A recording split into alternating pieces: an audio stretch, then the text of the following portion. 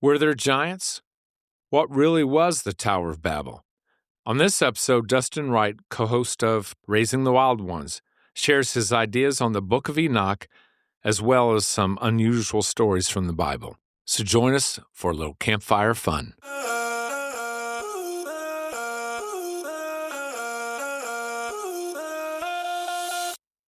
Welcome. I'm Chris Jones. This is where believers and skeptics alike are invited to embark on a journey of faith, philosophy, and life from a different perspective.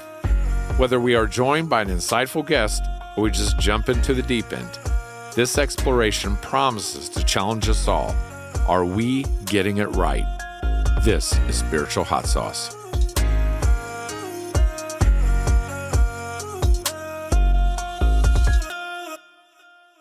Welcome to the sauce, Dustin. It's good to be here. I'm excited about this one. It'll be fun. Yeah, this will be fun. I'm looking forward to this. And Dustin is co-host of Raising the Wild Ones, which I happen to enjoy that podcast a lot. And I got to tell you, though, when I first saw it, I was a little confused because it's you and what's your co-host name? It's a buddy of mine named Caleb. Caleb Gamblin's his name. And I mean, it's just fun stuff. It's probably fairly confusing. We jump back and forth through a lot of different topics, kind of all over the place in a lot of ways, you know. So, your logo is you guys sitting at a campfire. And I was like, what in the world is this about? Until I got into it and started realizing you guys have conversations that you would have sitting around a campfire. It's like you just said, you'll go anywhere and talk about different things, which I love because it gives you the opportunity to disconnect from, your everyday life of what you're kind of in the flow of doing, and allows you to get out underneath the stars and around a campfire and have these discussions that we typically don't get to have. So I really like it because you guys do some really nice things. How long has Raising the Wild Ones been around? We're probably about just a little bit over a year. I think we launched in August of 2024 is when we launched our podcast. And we started really kind of just discussing some of these like core fundamental Christian beliefs, like, what is God? What is, Jesus? Who is Jesus? We discussed the Trinity and stuff like that. And then we really kind of, like you said, started discussing some, just a lot of conversations that you wouldn't necessarily hear in the foyer of church before church. You know what I mean? Just like, but a lot of these things that are important to Christianity, need to be discussed, but you just don't really hear many people talking about them. Yeah. So we was talking about you and being heavily involved with the youth. And I know you have your children involved with your podcast occasionally. Is that correct? Yep, that is correct. They like to. We do a segment called Rednecks Read the Bible because we're all just rednecks down here. Yeah. and where is here? Where you guys? Texas. We're located in Central Texas. Central Texas. So a little. So you don't know much about this cold we're having up here in the north, then, do you? My wife is actually from Western New York State, outside of Buffalo. Oh, wow! So I have been up there a couple times in you the know winter, the cold then. She knows it way better than I do, but no, you probably wouldn't be happy if I told you it was like 74 was the high today. Oh my gosh. Yeah. You guys are having much better weather than we are right now. So with your podcast, I've listened to some of the episodes, obviously. I try to listen often. But you guys also get into some pretty funky stuff that you would talk about around the campfire. Yeah. So you was telling me about, I remember being younger, and I heard this audio, and it was on, I forget what show it was. It was like one of those 70s, 80s shows. And they had I think it was a cassette recorder, a reel-to-reel. They had recorded out in a cabin, and they were like, I don't know what they said it was. Maybe there was like a Bigfoot or something. And they'd recorded it. I remember they had these linguistics on there, and they had these acoustic experts on there. This is before AI, and you could manipulate. And they said, this is not human. So you actually found this guy and had him on your show, did you not? We actually haven't released that episode yet. but When is that we're coming? going, so that's probably going to be in the first of the year. So we're in, I don't know if our podcast does seasons, but we're taking a break for the month of December. But Oh, we have found that guy, and we've recorded one episode where he talks about these sounds that he recorded, and I think right. they're called the Sierra sounds. I He was think like in that's a what he says. cabin, right? Yeah. And so we found him and we talked to him about that. But then what's a really interesting conversation is we got into a conversation with the guy just about theology. And so we actually had him on a second time Oh man. where we just discussed theology with this guy. And like in a lot of ways of like how does, theology, the study of God and kind of like digging into these things, how does this affect Bigfoot and the Mm. Bigfoot sounds, which sounds like really weird. It's like, why would you want to talk about that? And my question is why not Why talk not? about stuff like This is that? campfire talk, right? This is the Yeah, kind of things you talk about around the campfire. exactly.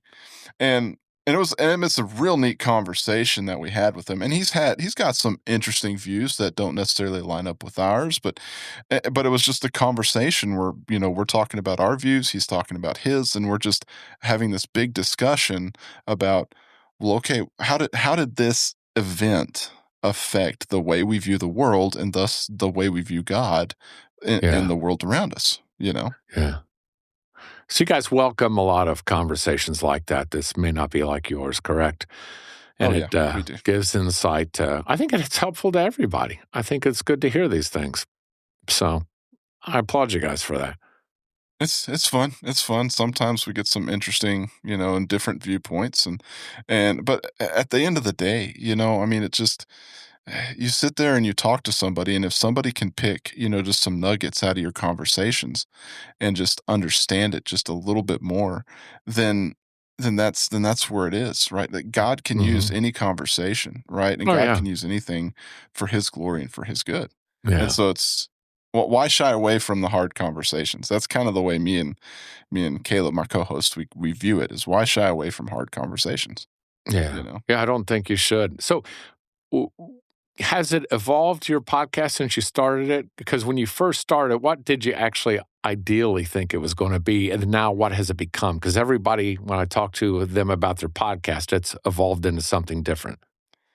It I mean, I'm not sure what we envisioned our podcast to be. I mean, we picked the idea of raising the wild ones to kind of like discuss maybe more or less not really a parenting podcast, but like how do we incorporate, being fathers and stuff like that and bring that together into this podcast. And then we both like had this idea and this kind of thought process of, man, we like a lot of these weirder sections of the Bible. And a lot of these stuff that like people don't really talk about. It's Yeah. like you got Genesis 6 and like all this kind of stuff and especially like even some of these more like fringe biblical topics. And he's like, well, we both like these. Maybe we should talk about Well, these tell me about and just Genesis kinda 6. have oh, Yeah. man, Tell me there's a about ton on that one.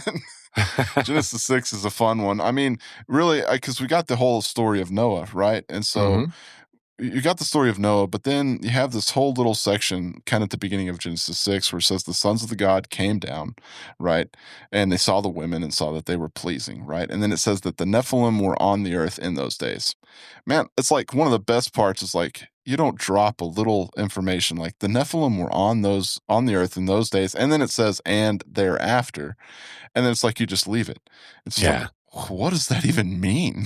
Like, what are the Nephilim? What are the sons of God? And then once you kind of start digging into this, you can start looking at some other different forms of like theology, and you can start, pulling things from like the Book of Enoch or I something was like going to that. And ask you can about the start Book of Enoch. digging into the Book of Enoch, man. Cool, that's a can of worms right there. But Yeah. it's really interesting and it's neat. You start digging into these different aspects, and you're like, well, okay, like if this was important to the ancient Israelites, and if this was important to the Hebrews, Yeah. right? If it's important enough that they wrote about it, then it's important enough that we shouldn't just glaze over it. Yeah. Yeah. And so it's like some of those weirder sections. It's like we need to talk about that. We need to discuss that. You know. Yeah. So have you dove into the Book of Enoch? Have you opened that can of worms up, as you say? A couple times we've talked about it on the podcast, and then I've done a couple episodes just kind of like digging into it, and I've read it a couple times. I mean, What's your it thoughts is on it? Tell me. it's I know the very Watchers, right? Is that what they're called, the Watchers? so if I understand correctly, the Book of Enoch is actually broken down into like 5 different sections. Okay. And so there's like 5 different books within the overall arching Book of Enoch. Mhm. And to me, it all comes down to dating of these books. So the first like 2 or 3 sections of the Book of Enoch date very closely to like Second Temple Judaism. So Oh, like really?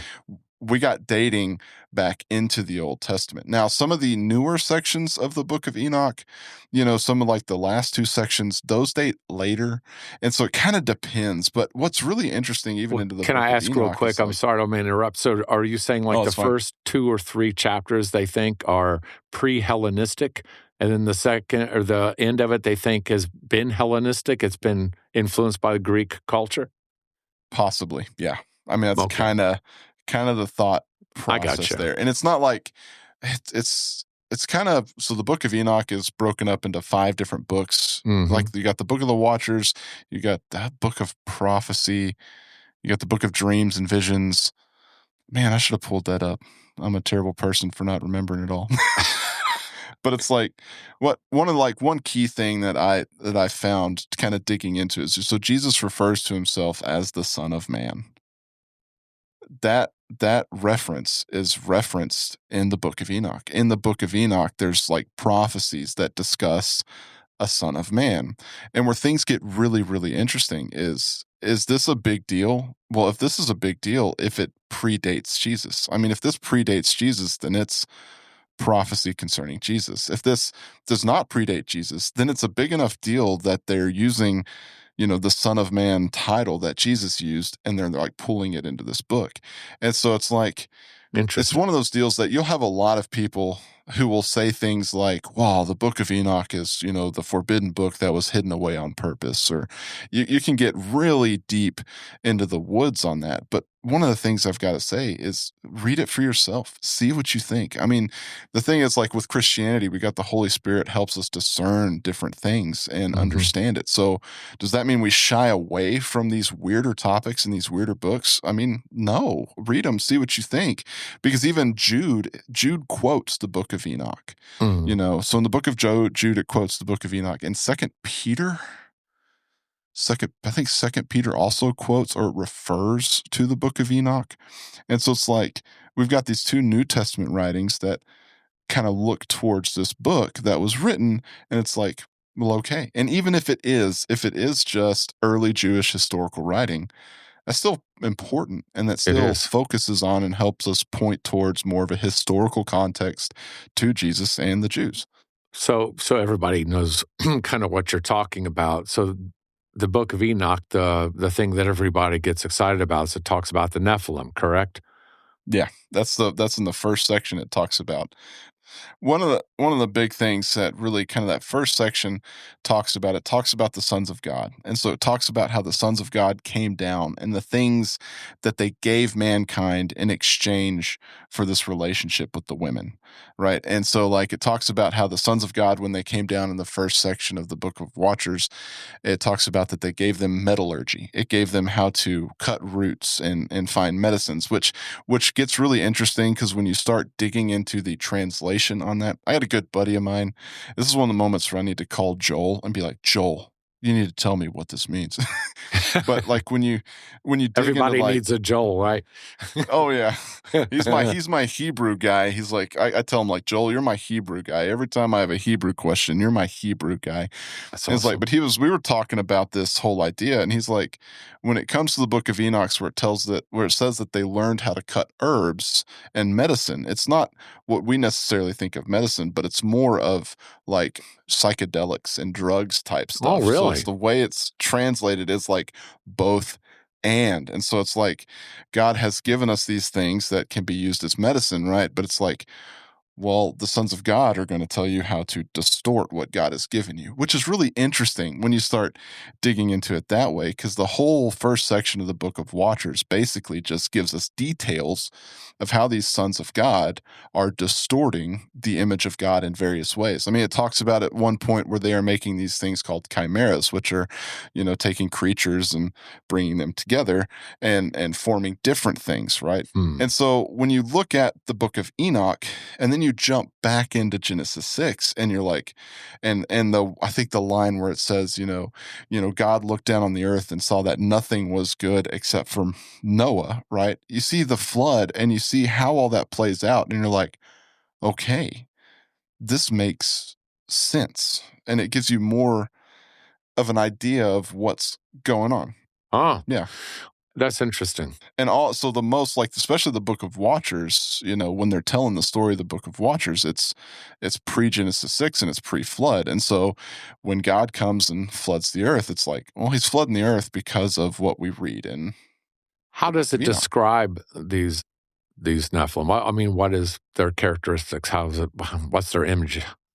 Nephilim's a fun one because it doesn't necessarily describe the image of the Nephilim. It talks a lot about the sons of God, which are kind of two different entities. You've got the sons of God, and then where things get interesting, where it starts discussing the Nephilim, is the Nephilim are the offspring of that relationship between the sons of God and the women, right? So the Nephilim are the offspring of this. And it talks about the Nephilim are like giants. But we get a different perspective from different recordings. Like there's some aspects of the Book of Enoch where it talks about how they are as big as the cedars in Lebanon, which the cedars of Lebanon were massive. Hmm. Right. And so you kind of get this idea where you have like giants that could be, 20, 30 foot tall. And then you kind of come into the biblical, texts and start looking into those. And you get even the whole idea of like David and Goliath, right? Right. Like there's a lot of people who are like, well, Goliath was just a tall dude. He was just like 6 foot. But then you start looking at the cubit, which is used for height, and that puts David around or Goliath around 9 to 10 feet. And so it's like, basically, like when you talk about Nephilim, it's like the idea of just giants. Now, how big were the giants worse? Your guess is as good as mine. Could they have been like 60-foot dudes? Maybe. I don't know. Maybe. So, I mean, I mean, and I'm just jumping in here because this sounds fun to me. But if Goliath was that height, but that wasn't at the time of when all that happened. So it No, would I have mean, that been was way, generationally got smaller yeah. and smaller and smaller. I mean, there's possibility for that. Yeah. This is kind of one of those deals like where you're asking my thoughts on it. Man, I I don't know, but I have a big imagination, so I think these dudes might have been pretty massive, right? Yeah. But then I mean, when we start looking at like science, I got another buddy of mine. He's been on our podcast a couple times. His name is Judd Burton. His Dr. Judd Burton, and he's a biblical like anthropologist looking at the people groups in the biblical times. Okay. And he'll tell us, like, his whole discussion is you get into the whole idea of like megafauna that we know that was on the earth, right? These giant plants and all this kind of stuff. And he'll say, well, all that was pre-Genesis 6. And he's like, so giants could have been some real big dudes, right? And they did a lot of like terrible things. We can tell that through the Book of Enoch, how, basically in the Book of Enoch, God enacts his judgment and tells Enoch, hey, you're going to go tell these guys, what's going down and the judgment that's to come. So it's like it talks about how the offspring of the Nephilim are going to fight each other and they're just going to be eradicated from the world, and the sons of God are just going to have to watch this happen. It's kind of how the whole process of the Book of Enoch, how it goes through it. But it's like you start talking about how big they were and all that kind of stuff, or what they looked like, and it's I don't want to say it's anyone's guess, but I mean they could be really big, they could be averagely big. I mean, like a 12-foot dude's going to be stinking huge if you ask me. Yeah. Oh my gosh. Yeah. So, sons of God, is this like supposed to be fallen angels? Is that what we're? It's another, I mean, that's another kind of fun one where you can talk about is this, it's Doesn't the idea say. of So, I mean, we get some ideas like in Ezekiel where we talk about like the divine council. Like Yeah. you can get this idea even through Job, where at the beginning of Job, where it says like Satan's roaming the earth looking for somebody, and he Mhm. comes before God, and they're like, "Hey, have you talked about my servant Job?" And Satan's like, "Well, okay, but and so you get that whole story there, but that kind of gives you the idea that God is holding court, with these other. I don't say like divine beings, but you can kind of discuss like angels, those sorts of things. And so he's surrounded by this idea of like, sons of God. And so some people will say that the sons of God that came down are like the fallen angels that fell with Satan, when all that happened. Other people will say, well, maybe they weren't those fallen angels, but they were a different group of fallen angels, since we don't have like an exact judgment for Satan himself, kind of written within that. Satan's judgment is, later on through the New Testament. And so we can get like these different references and kind of almost a glimpse. And where things are really interesting is this kind of, to me, discusses like how the Bible was like written, in a way to show, Christ and show the light that is to come, not Right. necessarily the darkness that has happened. And so it's like, these are all fun things we can talk about, but it doesn't necessarily say exactly what the sons of God were. Now, if Joel were here, he would be like, no, Dustin, this is what the sons of God were. Again, everybody needs a Joel. Everybody needs a good Hebrew guy of a Joel.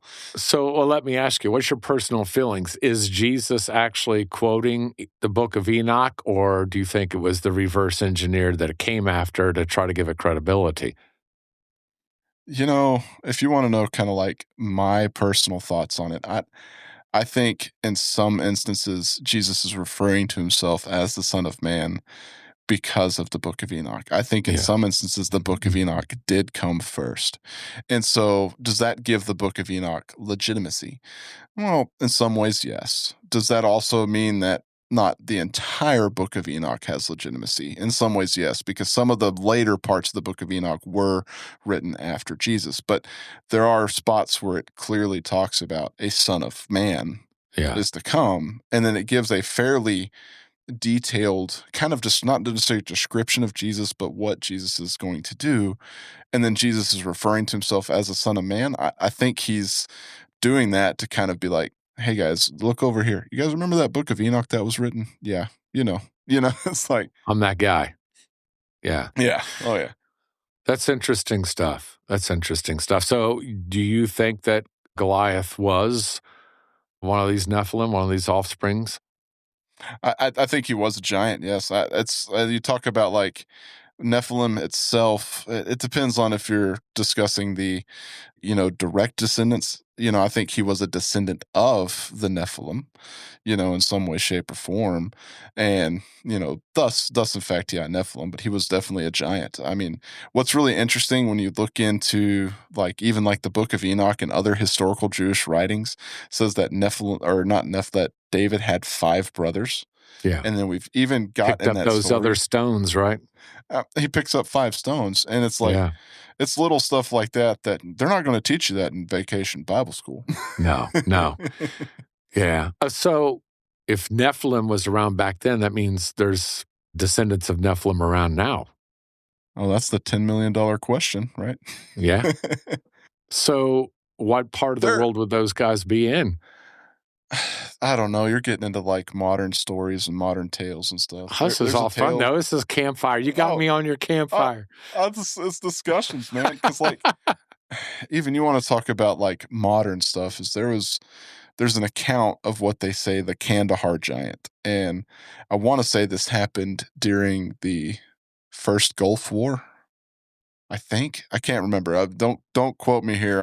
This is weird stuff that Dustin's read and looked at, but it's like an account of a special forces team within, relative, close times to us today And I do in want to Canada. qualify that we're moving away from the Book of Enoch and Yes, anything scriptural. we're This way is away just from having this fun. is just chatting right here, Yeah, this right? is just fun. But it's kind of the idea of, special forces team encounters possibly a giant. Now, did this happen? I don't know. And so we kind of get into the idea of are there Nephilim like today and here today?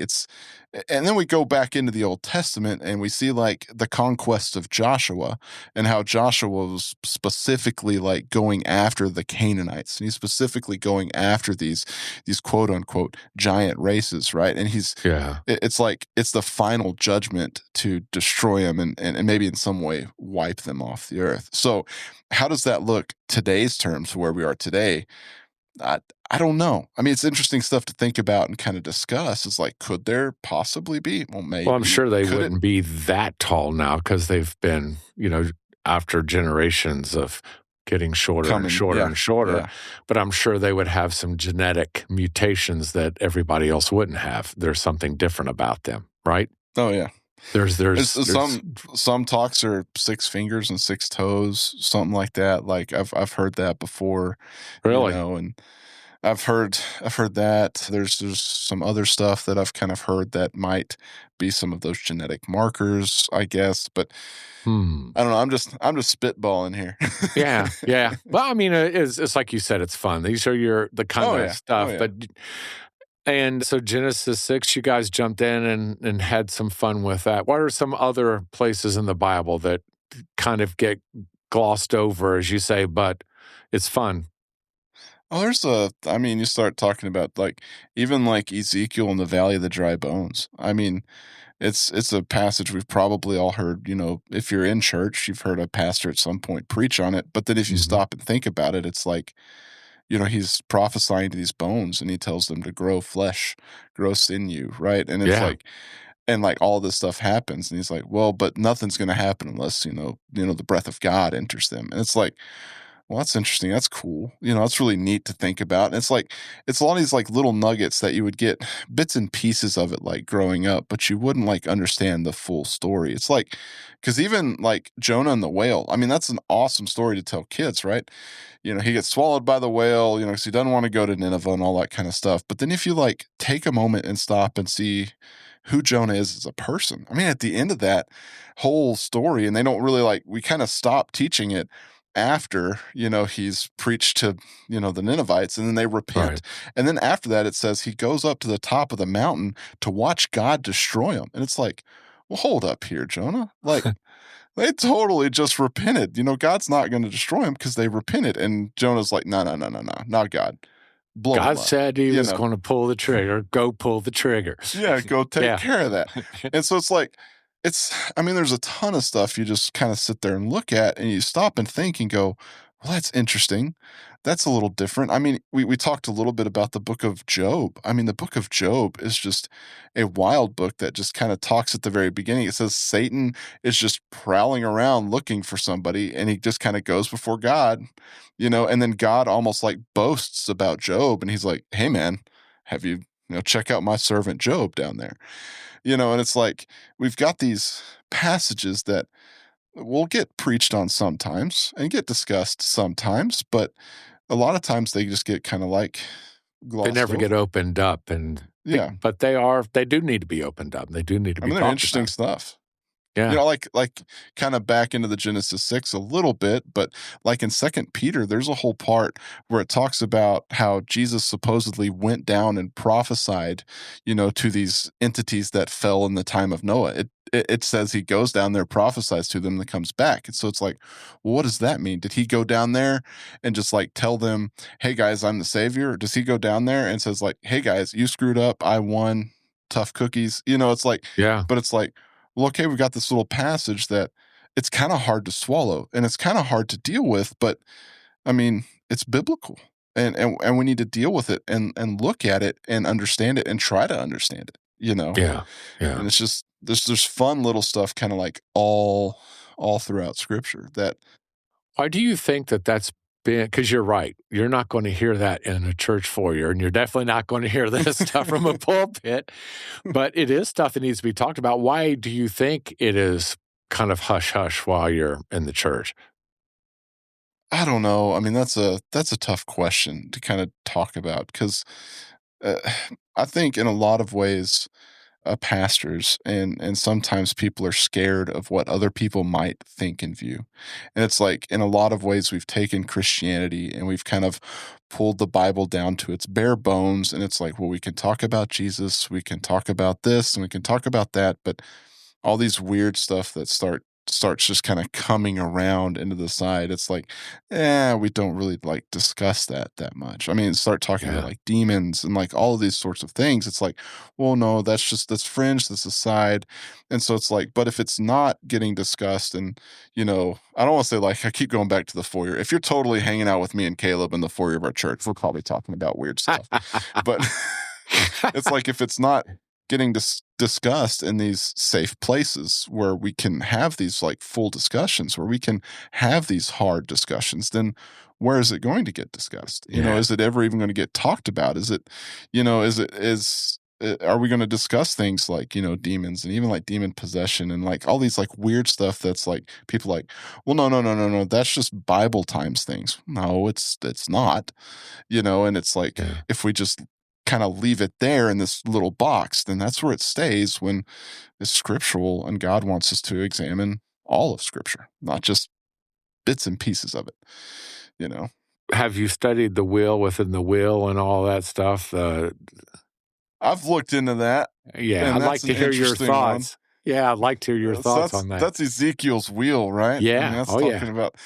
I mean, I haven't looked into that too much. That is one that I'm just starting to kind of like dig into, but that's definitely one of those passages that you're like, well, what's even going on here? And you start getting into like speculations, like, well, is this aliens? Is this, that, or is this, this kind of stuff? And it's like, well, okay, but like kind of back to my other point, when was the last time you heard somebody preach that passage? You know what I mean? Yeah. It's like, I'll be honest, I haven't heard one. Probably, I'm not sure if I've ever heard anybody preach, like once when I was a kid.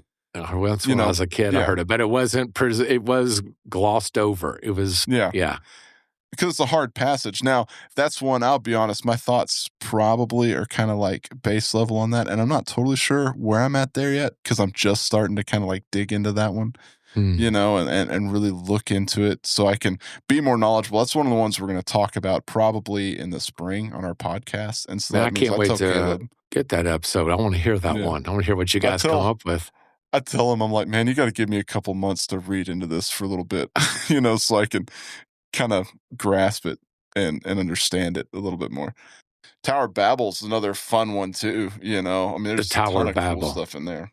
Yeah. I mean, it's the idea of like, what was the Tower of Babel? What was going on there? Like, you got the idea of, we understand this guy named Nimrod was kind of like over the Tower of Babel. Well, what were they building? Were they building just a literal tall giant tower to heaven? Is that what they're building? Or were they trying to build some sort of like maybe portal to, wherever it was, and it's like, or were they trying to find Eden? Right. Because that's one of the fun ones I always think is really fun is I tell Caleb all the time, I'm like, hey, I'm going to go look for Eden. And if I don't come back, then those flaming swords dudes that are guarding the gates found me and they killed me right there. They got me. Or I got in. Right? And it's like, but it's just interesting because even with Eden's a fun one because it's like, okay, does that mean Eden can be found? Well, God clearly has angels guarding it. I mean, it says it right there that angels are guarding Eden. That means, can we find, the gates to Eden? I mean, possibly. You know what I mean? It's interesting stuff to really discuss, that's all interesting. The Tower of Babel. Yeah. You don't think about what were they actually trying to build? What was it that was so, Yeah, that's a good point. You never get into that aspect of it. You just know it's the Tower of Babel and they shouldn't be doing what they're doing. They're upsetting God. They was talking about that the Tower of Babel that was built out of pride and arrogance of trying to be like God. What I always refer to as the serpent's venom, pride, because that's the venom that caused Eve to take the fruit, is that she would be like God, is put your throne up with God's. And it was because they were building this Tower of Babel in pride and they were trying to be like God that through that they were knocked down. There was division, there was war, there was chaos. They spoke different languages and everything just kind of fell apart.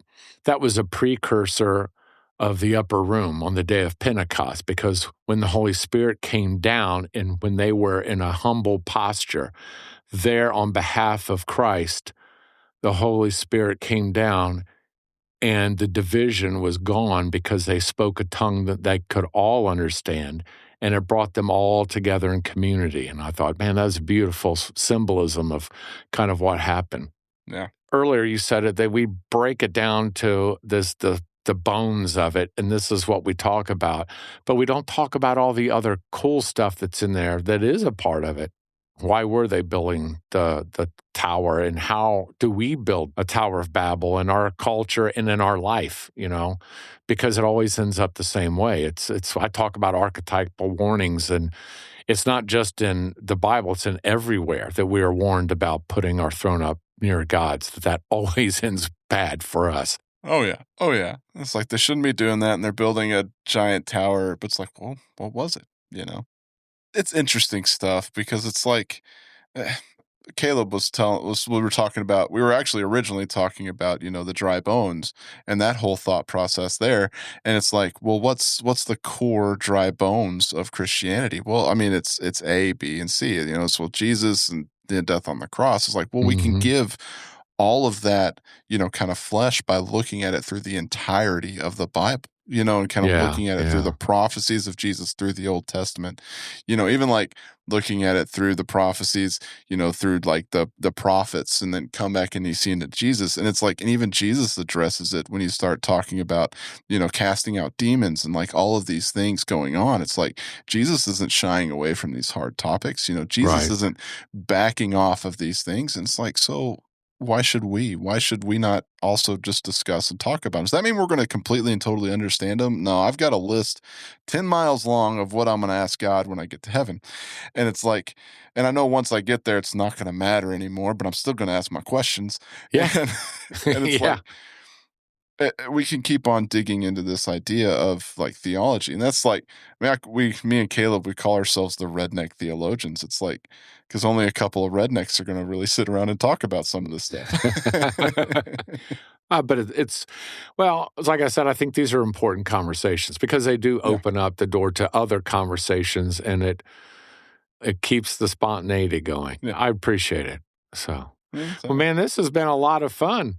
And I got to tell, for those people who don't know Raising the Wild Ones podcast, you've never listened to, I think you just got a little bit of a taste of it. That's not all they talk about. That's just a rabbit hole I took us down. They talk about a lot of good stuff over there, not just the different stuff that we got into tonight. So, thank you. Dustin, thank you so much. I appreciate it. And this was good stuff. Anytime. And we'll see you soon. Yeah, man, for sure. All right, man. Thank you. Thank you. Thanks for joining me here on Spiritual Hot Sauce. I'd love to hear from you, so please reach out with questions, comments, and/or concerns. And don't forget to like, subscribe, and review us. You can follow us on Facebook for updates and information. And if you enjoy the flavor of the sauce, then please share it with others. I would appreciate that. We'll see you next time.